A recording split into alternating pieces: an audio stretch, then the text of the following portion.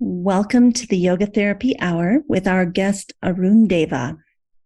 Arun takes us on a whirlwind today, and I personally love this conversation. He starts off giving us an overview of what is yogic psychology, and then comparing and contrasting that to Ayurvedic psychology. And the bottom line is that Ayurvedic psychology is maybe, in his opinion, a little bit more passive. It's kind of like step one, allowing you to heal the body and the mind.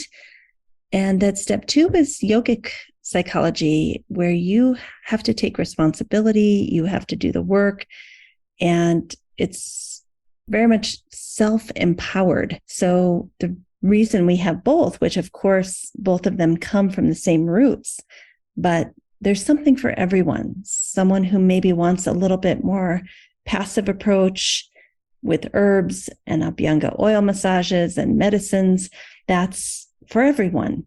And that not very many people actually want to walk the true yogic path, with the end game being detachment from this human body and knowing that you are the light, you are Purusha. Like that end game is hard for a lot of us. It requires so much detachment and discernment and letting go and surrendering and being of service. It's actually, yogic psychology shows us that yoga is not an easy path. We go into the thought that for most people who call themselves yogis these days, it's a very heavy emphasis on the postures and maybe a little bit of breathing. And that there's been a lot of critique about that in the yoga world, that we're just kind of cherry picking one little piece out of the entire Yoga Sutra and focusing on that. But according to Arun, that's where we are individually and collectively, that our minds are actually not ready for the higher levels of yoga that you see in chapters 3 and chapters 4. And in fact, we shouldn't ask people to be doing that when they're not prepared. So it's just a fascinating conversation. The other thing I love about Arun is how he ties our individual health into our collective health, into the health of Mother Nature.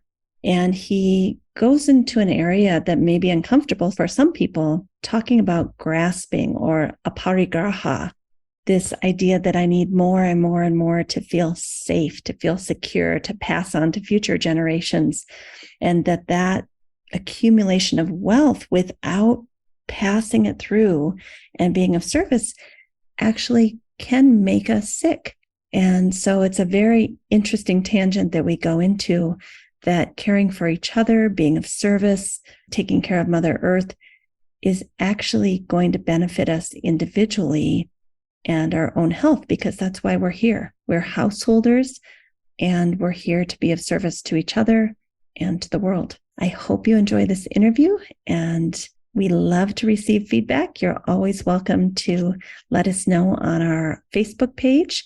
The Facebook page is called the Yoga Therapy Hour with Amy Wheeler, and that's a place where we can have discussions if you'd like to join in.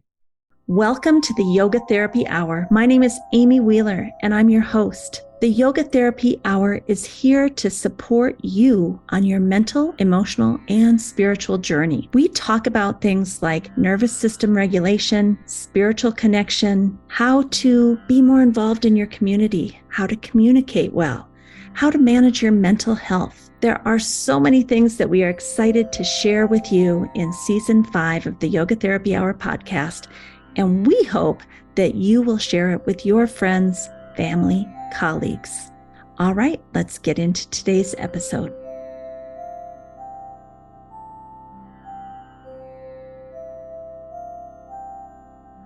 Hello, and welcome to the podcast today, where I have my friend and colleague, Arun Deva. Welcome, Arun. Thank you. Arun, you and I have this love of, yogic psychology, if you will. And so I think I'd like to just start and have you define what that means to you. Well, let's be clear. Are we talking about yogic psychology or Ayurvedic psychology, or are we umbrellaing it to include both? Well, you can take it wherever you want to go. If you want to talk about yoga and then Ayurveda and the similarities, or you can just choose one, I'm open.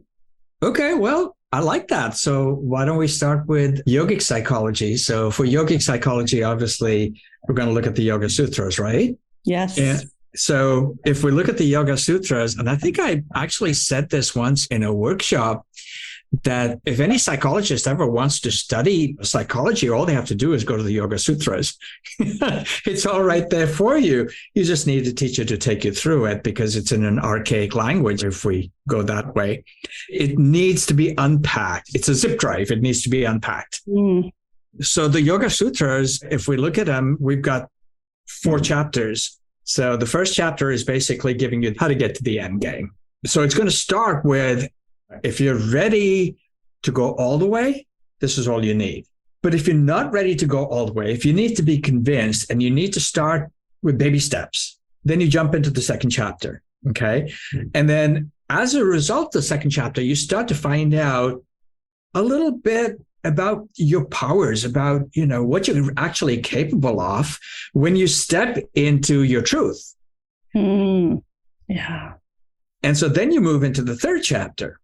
And then guess what? You have to bounce right back into the first chapter to access the fourth chapter. So it's interesting that it's done that way. But one of my teachers explained it this way. They're like, if somebody is coming to this who is ready to jump in, why should they even bother with the preliminaries and the baby steps? So it's best to just start there. And those who are ready for it, they can just jump in there and they're good to go. And then they can read the second chapter and help others. And third chapter to verify and as a warning for the powers that they've picked up. And eventually slide into the fourth chapter, which is where you actually achieve the highest goal of any psychological theory as far as the Vedic cultures are concerned, which is to step in fully into who you really are. It's so interesting. I remember maybe 10 years ago, we had a training and we got to the fourth chapter and we're talking about it. And some of the students were like, what are you talking about? I don't want this kind of detachment. I don't want this kind of neutrality. That sounds boring. That sounds like there's no passion. There's no fun left in life. And I said, well, I think by the time we get there, we might actually prefer that. We might prefer just being in stillness in a very, very sattvic way. But have you ever had students say that when they figure out where the end game is? Yeah. So not so much for one major reason. And that is I never teach the fourth chapter. Okay. Look at you. I need to learn from this. And even actually the third chapter, I only go so far. And even the first chapter, I only go so far. Because the truth is, in our world today, nobody's really ready for even the first chapter. We're just focused on the first chapter. And if we want to be very honest, we're not even focused on the first chapter. We're so focused on sutras where he goes into asana. I don't remember the exact number, but we're at a starting point where, we're just... 246, 247, 246, exactly. Is that reasonable though? Should we, since that's where our society and our psyches mainly are, is that okay that yogic psychology becomes get on your mat, move, breathe, focus, try to feel good in your body? Is that enough? Is that okay? Okay, so that's actually a wonderful question to ask because we can validate that it is okay by the very fact that our modern field of psychology moved from psychiatry, which is let's just apply medicine, to psychology. Well, let's listen to what the person has to say. Because, if you look back at psychology in the 50s, there was a couch you lay down on, and there was a guy sitting on a couch, and you poured your heart out and you felt better and you walked away. And I'm like, wait, this is a confessional. That's all it is. We've just updated the confessional, medicalized it if you wish, I love that. It's medicalized Catholicism. Yes, exactly. And I wouldn't even, call it Catholicism, although that is accurate, but it belongs to every religion. You go to a priest and you confess, there isn't a single religion where you don't do that. And then they go, okay, you're okay. You're fine. You poured out your heart. So we progress from that to psychotherapy, which is where the guy sitting on the couch actually gets into conversation with you. You're on the couch and the person is on a chair, and then eventually they move you onto a chair too. So then you're actually talking to each other and you're having a conversation. And now we've got psychosomatic therapy, which is where you're not only talking to each other, but you're also encouraging each other to use your body to heal your mind. So from that perspective, if that's where we really are today, and that is actually working better than anything else has worked before, psychosomatics, then hell yeah. I mean, we should be using asana to heal our minds. Absolutely. I love that whole connection you made from psychiatry to psychology to psychotherapy to psychosomatic therapy. I have a sensitive question, and you don't have to answer this, but I've heard my Indian friends say that traditionally in India, people are not doing talk therapy. They're not doing, going to see a therapist type of thing. Is that because the family of origin was there to support and care for one another and listen to each other? Or what's your opinion on that? Why has it not been traditional in India? And maybe that's not even true, so correct me if I'm wrong, to not seek out mental health care professionally? Well, I mean, look, in the 1940s, 1950s, when we first started talking about psychology, it was tainted. It was, if you went to see a psychologist, it was like you've got a stigma on you. You did behind closed doors. You didn't talk about it. It wasn't what it is today. Yeah. So in other words, we got to educate it. India is a vast population. It's over 1 billion people. That's 1/3 of the population of this world. And the majority of them, they're in survival mode. And they certainly don't have finances to go see a psychotherapist. But if you go into the bigger cities, you go into Bombay and Delhi and, some of the other bigger cities, psychotherapy is all the rage. Amongst the wealthy of India, which is a small percentage of India, but it glares in your face because typically when you go to India, you go to the big cities and that's where they are. I like to say the big cities of India are more Americanized than America. If you go into those big cities, psychotherapy is huge. My niece is in psychotherapy in India, both of them, actually, 2 of them. So, but look, there's another aspect to it also. We're extremely sensitive, especially in the West. It's like we've opened our bodies up to expose our wounds. And our wounds are, of course, they're fresh, so they're very sensitive. We've dug into them. We've dug into our past. We're doing some very sensitive work, and it's showing. But here we're talking about thick-skinned people who are just trying to survive, just trying to make enough money to live. And, they don't have the luxury of being thin-skinned as we have. So for them, sitting and doing prayer and learning from your elders, and I say that's the best place to go for psychotherapy anyway. Yeah. It's so funny you should say this, because when I used to go to India, we'd have a group that got together from all over the world, just countries, everybody come together, and it would be a month long, called the Melting Pot. And it was rough. We spoke all different languages. We had different cultures, different values, different beliefs. And part of the training was to go in and get a little more thick-skinned, to see your reactions and to be generous with the others when they had these reactions. And we all knew that was part of it, that it's not about delving into your sensitivities and can you heal this wound and that wound. It's like, yeah, you guys need to get a little tougher. And they used to say to us, you in the West are so sensitive. And they even told us that we lacked confidence because of our sensitivities, that we had gone too far in one direction, and that we needed to kind of toughen up and have confidence even in really difficult situations. Would you agree with that? I mean, this was 20 years ago, but what do you think? Is that a method of teaching from India, or maybe just for us?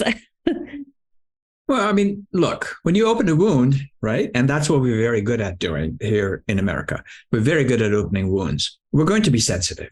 So what does it mean to thicken the skin again? Does it mean that we just scar up again? Is that what it means? Do we just scar ourselves again? No. I think we've come here for a reason. I think we've come here to the sensitivity for a reason, so we can dig into the deeper, the psychic wounds, not just our physical wounds, but our psychic wounds. And so, yes, we're allowing ourselves to be more vulnerable. And if we slip back into a thicker skin, it's not going to be authentic. And it's not going to be the true surrender. It'll be the wrong surrender. It'll be like, I give up, which is the wrong surrender. You know, we don't give up, we accept. And so I think it's very important that we learn to accept. If we want to move forward, yes, there is one thing that we can learn.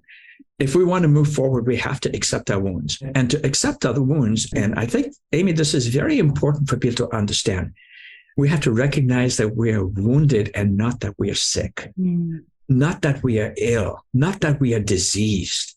We do not have to medicalize our psychology. We are wounded.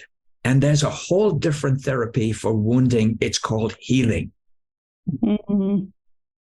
And there may be some people who need medication to be able to even do that work, but we don't just automatically put everyone on medication to avoid doing that work. Yes, because the wound turns into disease. We all know that. Yeah. And so, yes, so when the wound is turned into disease, of course you have to apply the medication. But if you don't do both parts, if you don't do both things, look, the Yoga Sutras that you and I just love so much, if you're stuck in the second chapter, you've missed the whole point.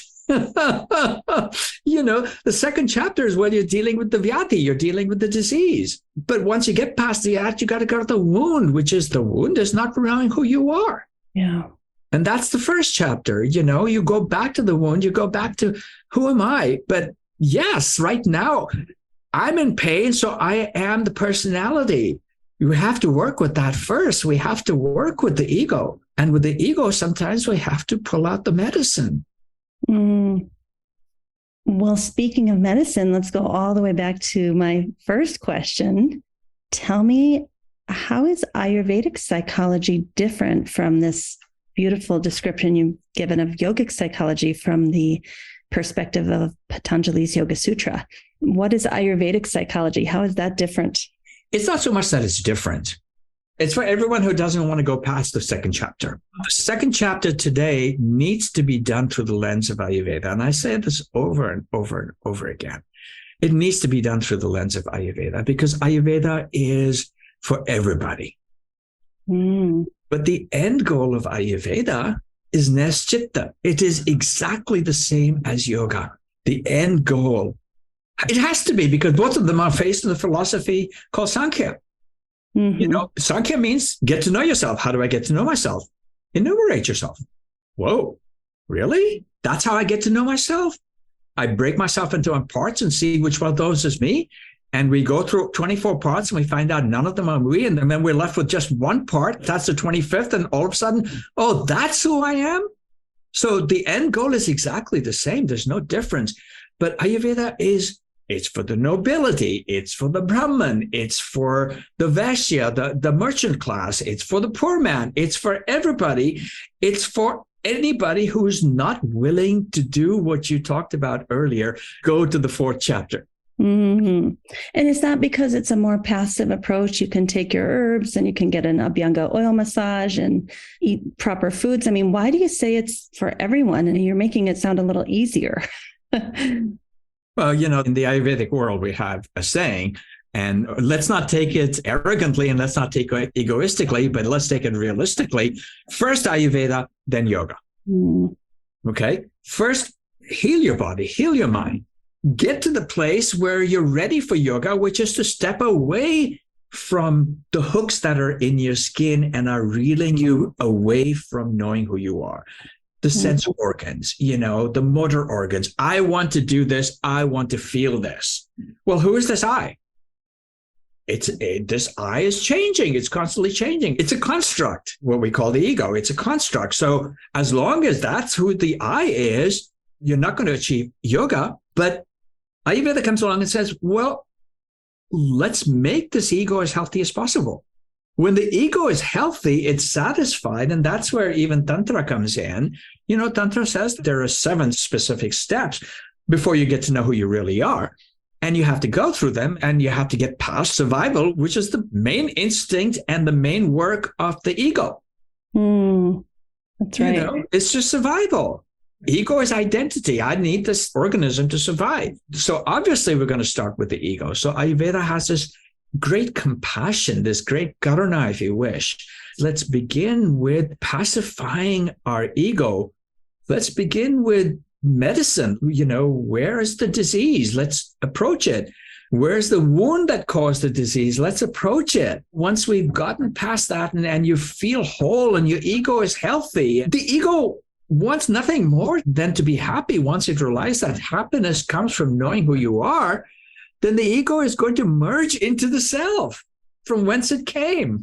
The self with a capital S. Yes, yes. Arun, I think this is such a critical point that all of us studying yoga and Ayurveda, that there's kramas or titrations, if you will, in the Western medical way to say it, that first you connect with the body, you heal with the body, you work with the body and mind, and then you eventually delink or detach and have more vairagyam. And I see so many people trying to start off on the higher levels of the krama, the yogic psychology, and it isn't appropriate. They have not even learned to live in this body and care for this body, and they're already trying to detach from this body. Well, what does Patanjali say about that? The first impediment towards achieving any of this is vyadhi. Yeah. So if you have a body that's not healthy, forget it. Yes, once you reach a certain stage, if you start to lose your health, that's okay, because you've gone to another place. You've gone higher than where the body can distract you. Right. But when you start this journey, there's nowhere the body cannot distract you. So it's stupid not to make the body less of a distraction. How do you do that? You heal it. And what do you say? I mean, vyadhi is to... Well, the second is stanya. So think about that. Immediately goes back to the mind, because the body in Vedic philosophy, and of course it's accepted in Jainism and Buddhism and all the others that are nastika, that don't accept the body as a creation of the mind. So wherever is the body, there is the mind. So why is there this distinction? There is no such distinction. Tell me one part of your body where the mind is not. So this is a big mistake we make in the West. We connect the mind to the brain. No, that's incorrect. The brain is just an organ. It's just a computer. That's how I see the brain. I just see it as a computer. That's all it is. It's a functional organ. That's all. If I want to connect to the mind, if I'm going to look for an organ to connect to for the mind, I'm going to rather look at the heart. I'm going to look at emotions, and that's coming from the heart. They're only processed in the amygdala. They're not born in the amygdala. Would you say, I heard someone say this long ago, and it really made a lot of sense to me, that basically a householder's way to reach enlightenment is that their mind or their brain capacity, I know those two things are different, but their thinking mind has dropped down into their heart. And now they're seeing the world through not just thinking mind, but the thinking mind and the emotions are seeing the same thing. What do you think of that? Well, okay, so let's talk about householders, and that's us. That's all of us. None of us are yogis. Because the first criteria for being a yogi is to give up society and go into a little hut, and where yoga is contemplation and entering a trance-like state called samadhi. All of us being householders, what is the pathway of a householder to move towards higher states? All texts, all religions are 100% clear about this. Not one of them disagrees. And that is service. You serve others. And politically, we're at a crossroads where we're trying to disengage from this reality that society requires service. Yeah. And so we're at a fulcrum, really, where we're being asked to choose between us and me. And when we lose that us, no man is an island. We're going to be stranded. Yeah. When we're going to be stranded, we might strike out. We can see that in our society today. We are desperately striking out because our system, our way of living, has brought us to this place where we believe the I is more important than the us. Yeah. Rugged individualism. And so are you saying that as long as we're in the householder phase of life, that the goal is service? Does that mean we can't really do jnana yoga or those deep, deep states of meditation and hours of seeking truth? Is that only for after we retire and start to withdraw, or can we do a little of that while we are householders? I don't know, Amy. Tell me, can we? I live in a cabin in the woods without a social life. Look, if we can do meditation in all this noise, we're gifted. But meditation isn't measured as a success. Meditation is recognizing our capability to detach, not for the sake of detachment, but for the sake of service, so that I may be a better person. As we become better people, we automatically want to serve. Look what happens to us once we're no longer caught in survival. The moment we're not caught in survival, we want pleasure. Yeah. And the moment we're getting enough pleasure, we want more. We always want more. So then we want power. Yeah. So then we start grasping for power. But it's when we go past these three that we start thinking about, oh, well, how can I serve? That's when we become human. What we share in common with all other animals, which is survival, power, and pleasure. We move past that. We actually move into humanity, humaneness, what it means to be human. It's not a biological, heading that we're using it as. Biologically, we're failures as humans. We're complete failures. Unfortunately, we are a cancer. Oof. Look what we're doing to our planet. Look what we're doing to our host. And our own bodies and minds. Well, of course. If the host is sick, how do you expect to be healthy? You always speak truth, Arun. I love that about you. Well, the main reason we're all unhealthy, we've never been more unhealthy than ever, is we have an unhealthy world and we have an unhealthy medical system. Which kind of brings us back to the point of today that good health begins in the mind through yogic psychology and or Ayurvedic psychology, and the physical manifests from that. Would you agree with that? The physical health is manifesting from the subtle seeds that we plant in our minds. Look, if the body is a product of the mind and the mind is unhealthy, how do you expect to have a healthy body? I think it's such a sensitive topic because it almost makes you feel like you caused your cancer or you caused your heart problem. And I don't think that's what we're saying. No. That's not what I'm saying. I should be clear. I'm saying I've got genetics, I've got karma, I've got dharma. I'm doing the best I can. And if I want to go forward and be of service, I need to do my very best to take care of my mind and my body to the best of my ability and then let go of the outcome. Yes, absolutely. Psyche is spirit, right? Mm-hmm.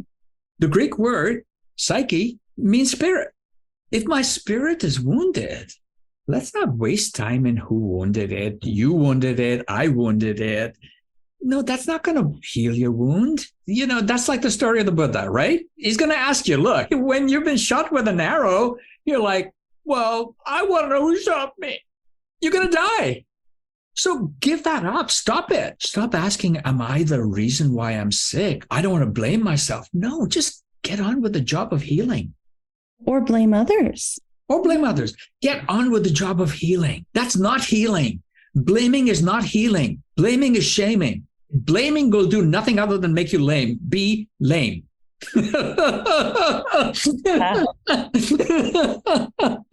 The alternative, how do you see it? I'll give my perspective too, but what does it look like when you decide to stop blaming yourself or others and to attend to the original wound? Like, how do you see that unfolding? We need to start being kind to each other. We need to start being compassionate. We need to start being less seeking an external cause for all our problems.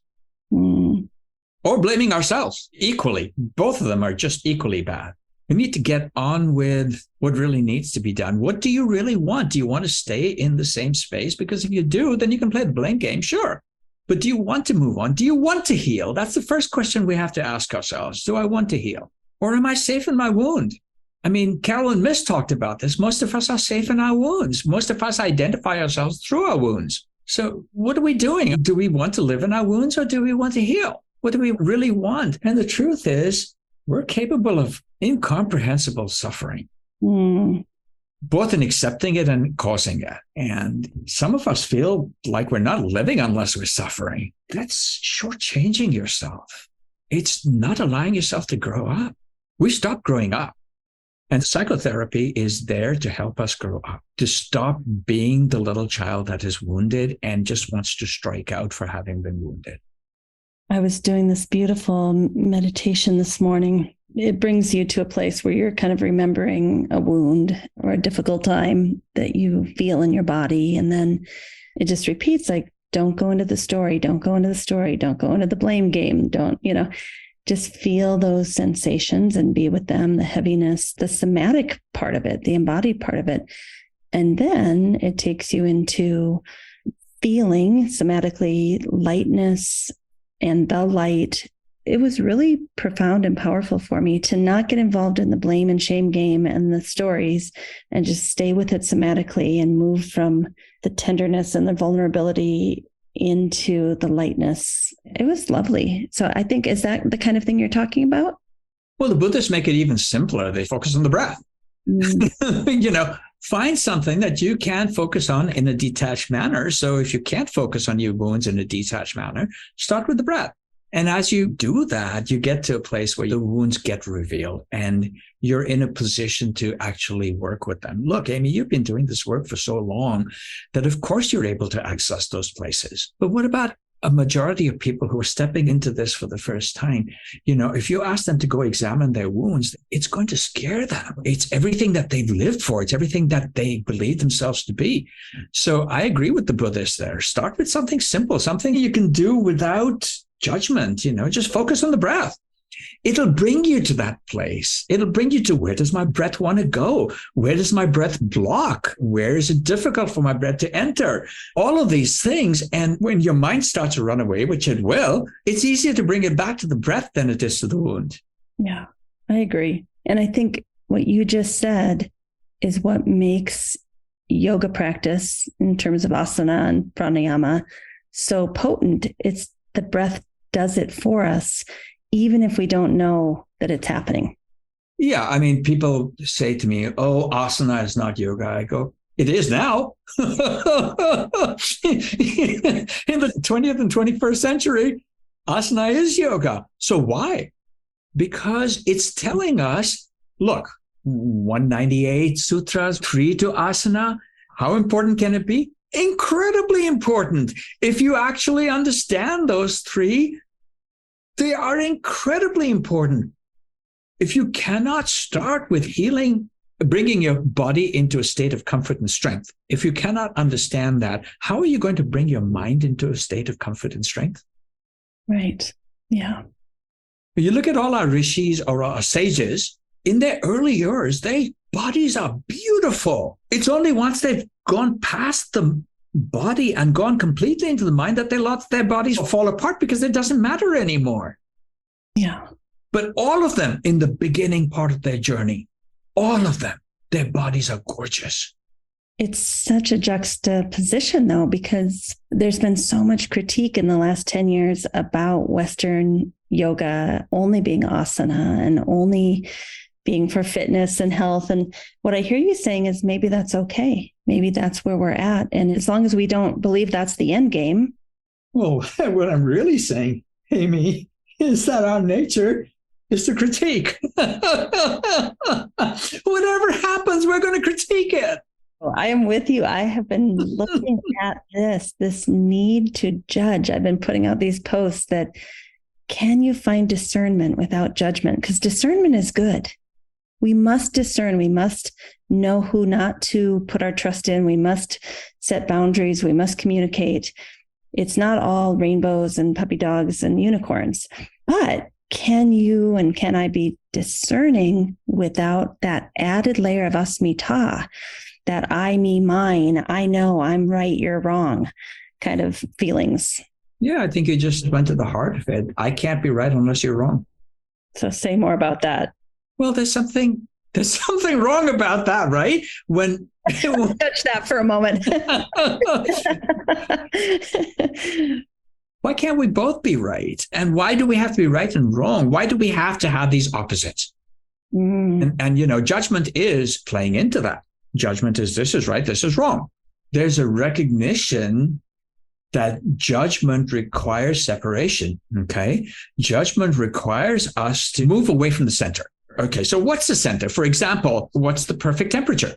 And anything you move away from is either going to be hotter than the perfect temperature or colder than the perfect temperature, right? So that's judgment. I'm moving away from perfect temperature to either, oh no, it's better to be cold, to, or no, it's better to be hot or heavy or light or any of these things. Our whole world is built on judgment between whether this is heavy or light, right or wrong, pleasant or unpleasant. The center is where none of this matters. So if we're not moving towards the center, we're moving towards one of the two. And if we're moving towards one of the two, we're imbalancing ourselves. And why do we do that, Arun? Because it sounds so simple to hear you say it. But something about the ego, in my opinion, almost feeds on that. The ego feels safer if it's judging and separating. Well, you're not going to like my answer, but we've created a society where we're kept in a state of survival mode. So in survival mode, it's with any creature. In survival mode, you'll destroy anything else to survive. I agree with that. So asmita, or this ego identification, comes from wanting to survive. Avidya, yes. Look, avidya, we get to asmita right at the end. And asmita isn't even ego, Ahankara is ego. Asmita is just the sense of I. So we're talking about something much deeper. I don't really want to go into that. But, what do we start with? We start with avidya. But from avidya, how does avidya manifest? It manifests because of raga. And raga always comes with dvesha. You cannot separate raga from dvesha, right? So who is suffering? Who is not suffering? Who is enjoying and who is suffering? That is asmita. And then the inability to let that go, that is abhinivesha. Okay? So I cannot let go of my suffering. I identify through my suffering. So as long as I identify through my suffering, I'm going to have a life that is caught between birth, which is suffering, and death, which is suffering, and living, which is suffering. Because living is impermanent. It's constantly changing. There's nothing fixed to it. We have to step out of that mode. We cannot do that when we're in survival mode. We cannot do that when we're in pleasure mode. We cannot do that when we're in power mode. So I say, if you want to do that, if you want to achieve that, if you want to get there, start with service. As I'm hearing you speak, there's such an irony that the people who have enough wealth to not be in survival mode, strangely, many of them are even less interested in this thing that you're describing, which is to not judge and to live in that center place, So it's not like having wealth and safety and security makes it any easier to do this work. No. Amy, please. This is how they keep us stuck in this. This wealth is not giving them any security. Tell me more. Please, as far as I'm concerned, I have great compassion for the super rich. Buddha talked about the greatest disease of all is poverty, right? Well, poverty of what? Yes, our poor people, those living on the streets, they have poverty of wealth. They don't have enough money to eat. We can solve that problem easily. That can be solved easily. We just have to come to our senses. We can solve it.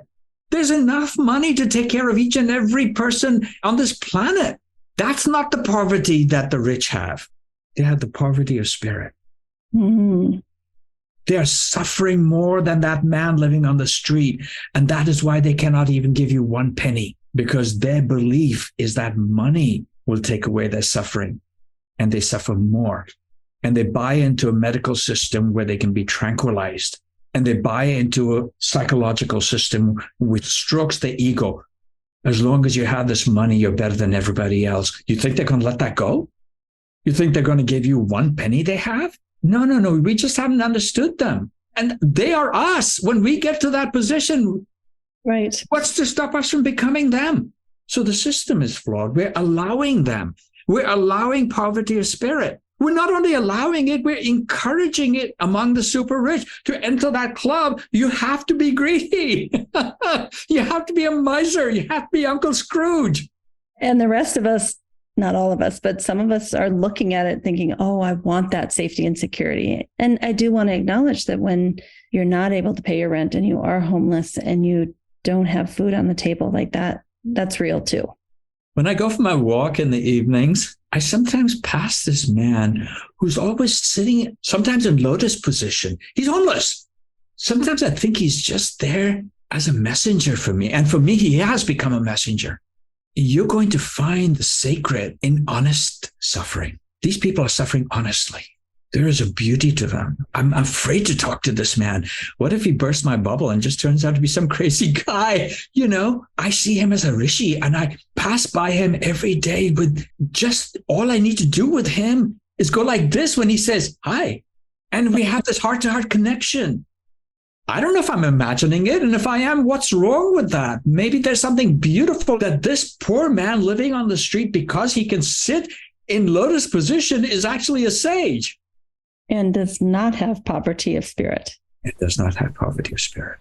How impoverished are we that we judge the homeless? And judging is different than having compassion and kindness. Oh, you cannot judge and have compassion. No. You have to be a judge to do that. You have to be granted that special power. No.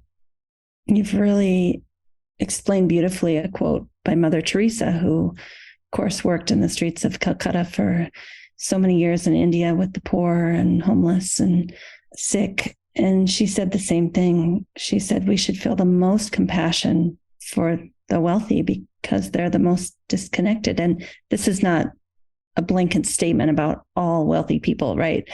This is a generalization, but I always thought about that. Like, what does she mean by that? And I think you've just described it beautifully. Look, in the Yoga Sutras, a parigraha, holding on to wealth, is the cause of suffering.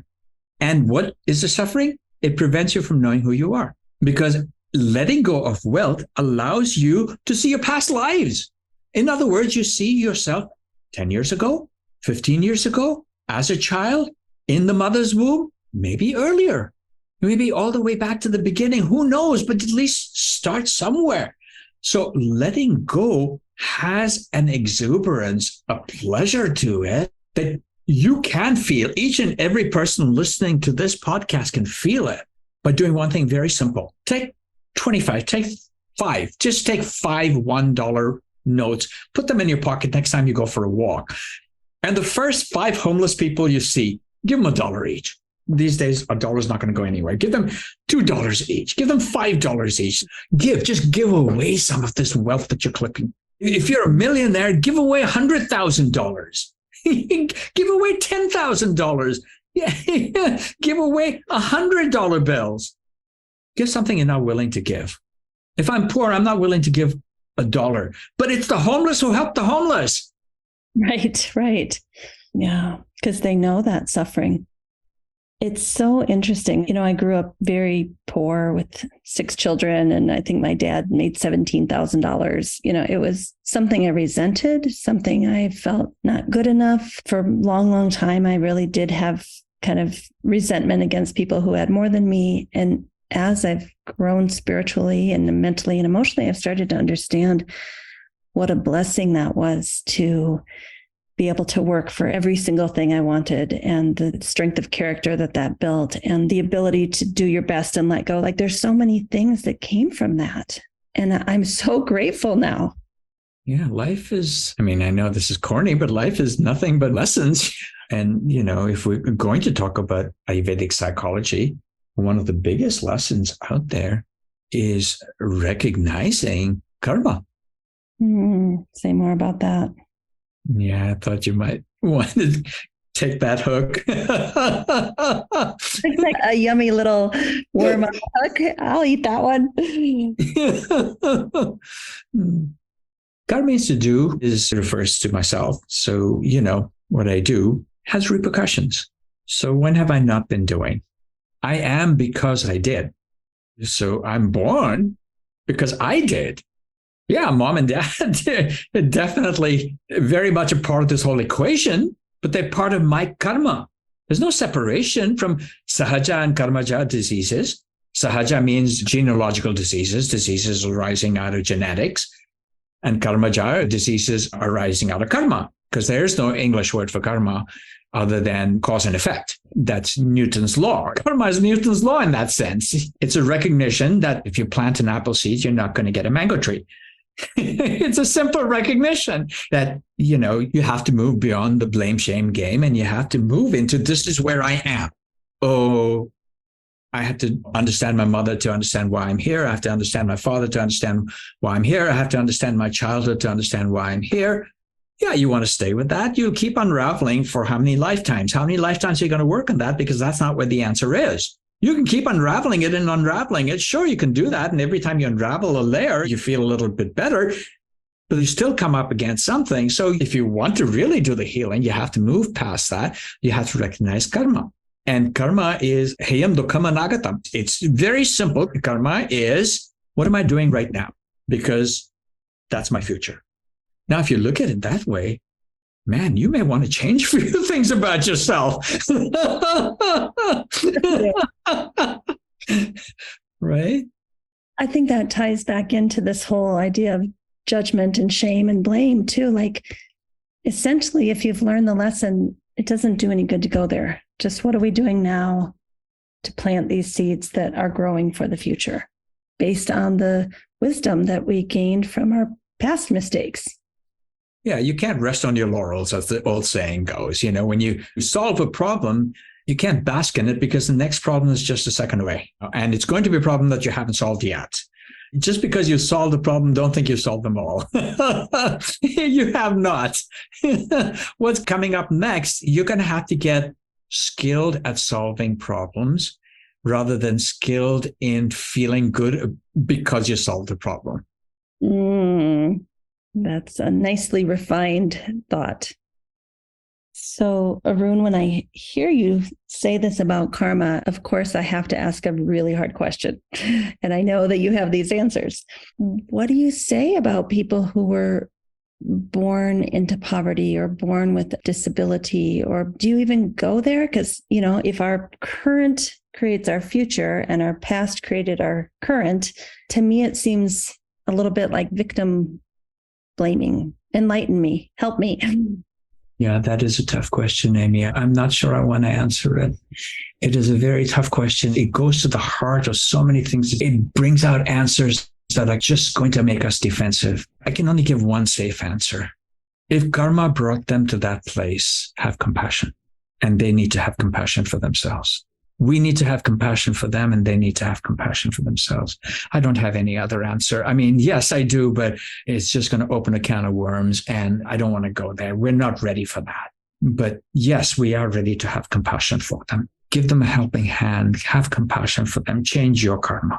Can you change your karma by helping somebody else change their karma? Hell yes.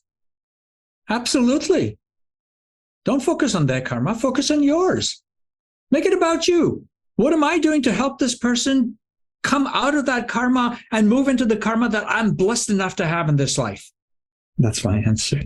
Well, maybe offline, you and I can have another conversation, because I think, especially for the Western born and raised mind, these are some of the hard questions that a person who studies yoga, I would think we would want to hear that hard answer. And we would, maybe not on a podcast, but in a private conversation with a knowledgeable person who can support us and we care for each other. I think it's okay. Amy, how can having compassion from them not be a higher answer?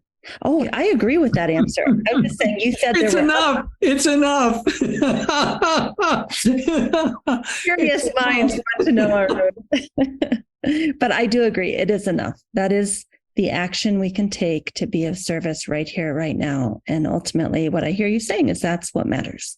All my life, Amy, and I know we're coming to the end of this, I wanted a guru. So, of course, I never got a guru. It's like I got teachers. I got all kinds of teachers. I got amazing teachers. Man, have I had amazing teachers. But I had to go do it on my own because I realized that the guru was going to be my crutch. I wasn't going to get there as long as I had a guru. I could just put the whole thing on. I wanted someone heavy enough to carry my load. And that was not happening. I had no choice. I had to keep working on myself. I didn't have anybody to give me a hand. I had to work on myself. I had to come from believing that I can never make money to a place of accepting that money isn't what I really need. I've lived in the same apartment for 27 years. I'm happier now than I've ever been. because I never found a guru. And so when I came to this realization, I faced one more heartbreak. My guru showed up. Mm. Because I know that the work is mine. Now I have a guru.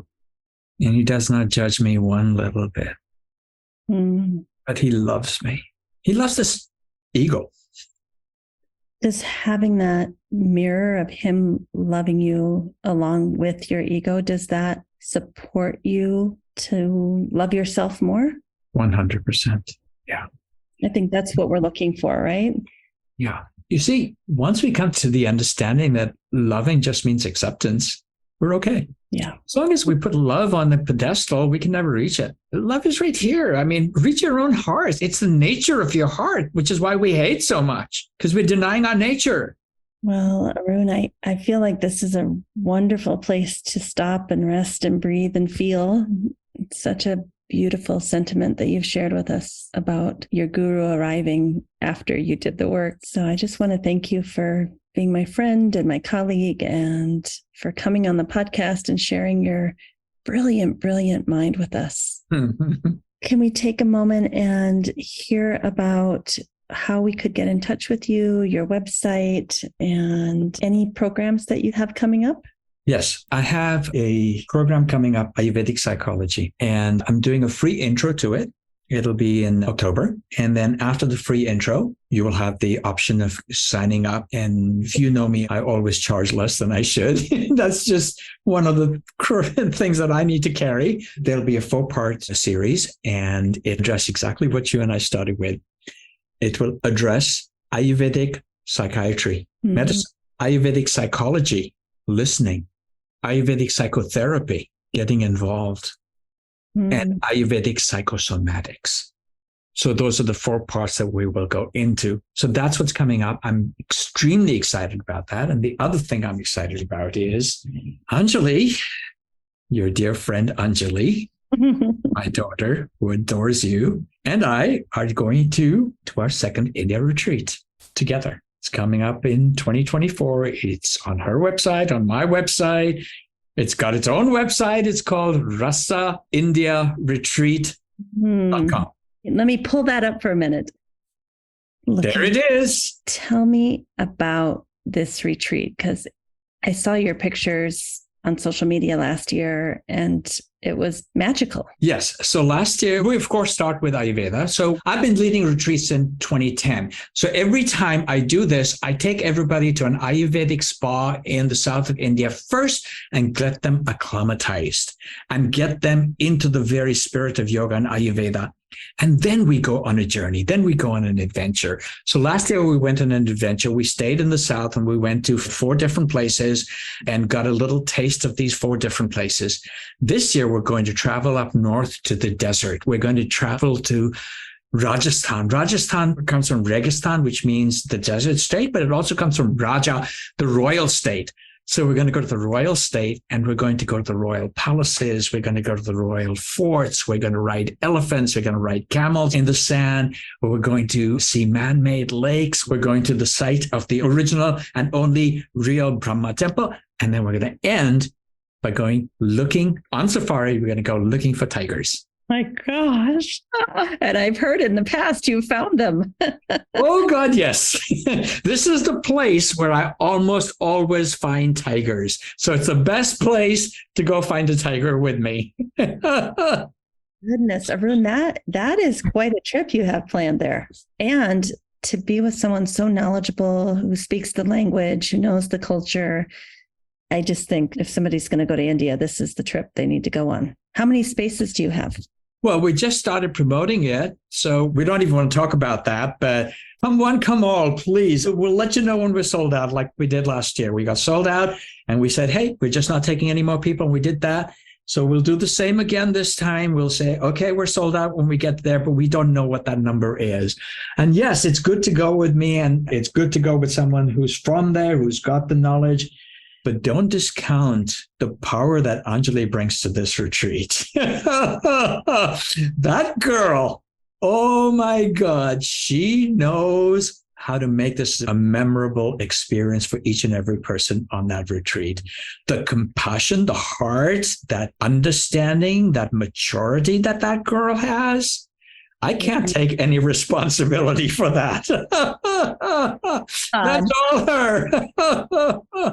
No, she is so wise and so compassionate and has so much clarity. She's a goddess. All right. Well, we close today, and I just want to thank you for coming on short notice. I just asked you 2 days ago, and you were so kind to spend the morning with me. So thank you so much, Arun. Thank you, Amy. Thank you for thinking of me, and see you soon. I want to thank Arun for being so generous with his knowledge, his wisdom, his time, his life force. He's one of those people that truly does live his yoga. He is of service. And everything we talked about today, I can check the box. I've known Arun for a long time. And I can say, yes, he actually lives that way. Yes, he does do that. Yes, he is following the principles. And I just really admire that about him. I'd like to finish up today just giving you a little tidbit from one of my favorite podcasts called The Hidden Brain. There's a recent episode on July 10th of 2023 called The Paradox of Pleasure. And the host of Hidden Brain interviews a psychiatrist named Anna Lembke, Lembke. And the thing that I found so fascinating about her and her work is that she says that for every pleasure we take in, we actually have to pay the price for that physiologically. And that as soon as we get that thing we want for pleasure, whether that's a donut or shopping or whatever it is that you like to do to get your dopamine fix, already physiologically, your body understands that something is out of balance. Your body wants to be in homeostasis. And therefore, when you give it pleasure and the dopamine starts to rush, basically that reward pathway is stimulated, and there's going to be a tilt in equal amount towards the pain because your body wants to bring it back to homeostasis. So if you have all this pleasure, your body physiologically is going to take you the other direction in equal amounts and have these kind of neurochemical adaptations to help you go down and then come back to that balance or homeostasis. You can't go from extreme pleasure to just a nice balanced seesaw. You actually have to go down an equal amount physiologically and then come back to balance. And what's really fascinating to me is that when this happens enough times, while you're experiencing the pleasure, the neurochemical adaptations are already kicking in and you start experiencing pain at the same time as that pleasure. Oof, that's a rough fact from neuroscience. So you're now experiencing the pleasure and the pain at the same time. And there's going to be kind of a boomerang. As soon as you come back to homeostasis, your body's going to be looking for that next reward. So it's going to put you in a cycle. And that was fascinating to me to understand that, as Arun talked about, these ideas of raga, which is attachment and wanting pleasure and desiring things, and dvesha, which is aversion and hatred and pain, and I don't like that. The way he described that those two get into this cycle is exactly what neuroscience is now telling us. And so I don't think the answer is that we can never experience pleasure, but I think we can take from that the goal doesn't have to be, I feel good, I feel great, I need more pleasure, I need to put psychological pillows around me to keep myself safe. It can be that I experience pleasure and that feels good, but it's not the end game because I know there's going to be some aversion that's going to tag onto that. And I'm going to go right back down. What comes up must come down. And then similarly, when I'm experiencing the not so good feelings, the painful feelings, your body also wants to bring you back to homeostasis. It doesn't want to leave you down there. So there's some hope there, like, okay, this is going to feel bad for a little bit, but I will come back to mental, emotional, and spiritual and physiological homeostasis. So I thought that was interesting. It helps me start to think about chapter 4 of the Yoga Sutra and this idea of detachment and just craving a more sattvic life, a more neutral life where we're not chasing all the pleasure and wanting things to be perfect and grasping and trying to accumulate so much wealth that we have it for 5 generations. That kind of thing, we just know that that's actually going to lead to an equal amount of suffering. And instead, this lifestyle that Arun is talking about, where you are here to be of service, and of course you want enough to sustain yourself. That is human nature. We are biologically programmed to need a certain amount of safety and security and food and shelter. And once we have that, and maybe even before we have that, we can really set our mindsets towards compassion and kindness and being of service. So I think that was a great message that Arun brought to us today, and I look forward to talking with you all next week. Have a great week. Thanks for listening. A special thank you to our team here at Optimal State. We are truly a global family. George Mantuan, one of our executive producers. Adam Satchel, senior media producer and sound engineer from the Philippines. Krishna Panchal, a producer from Canada. Modupe Abdullahi, who does the show notes and is an editor for us from Nigeria. And Peter Morley, who wrote and produced the music for this show, who lives in Australia. Find more about Peter's work at www.zenmusic.biz. Thank you for listening. We'll see you next time.